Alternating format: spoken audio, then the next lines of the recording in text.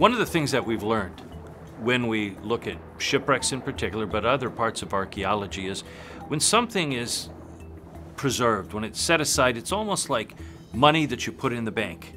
But it's money that you can't make another deposit to. Once you start taking it out, it's gone forever. That's why, as archaeologists, we're very careful to look and not touch more often than not.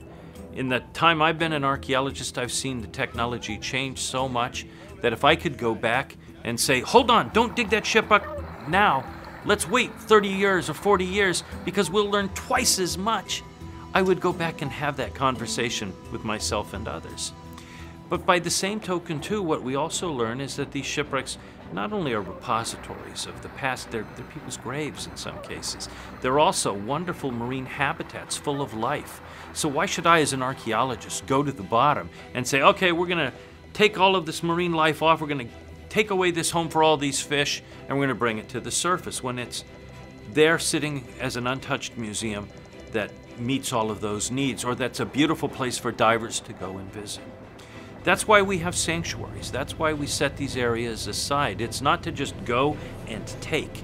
It's to look, to observe, to appreciate, and in a few cases, if it's that important, to intervene, take maybe this or that.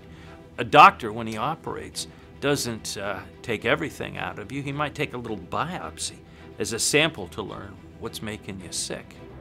And so that's how we approach it with shipwrecks. That's how we approach it with most anything in a marine sanctuary. They are sanctuaries, they're conservation areas, they're sentinels that speak to how we are changing the oceans and how we're also working very hard to save the oceans and preserve what's in them. So we, for the most part, leave only bubbles and take only photographs.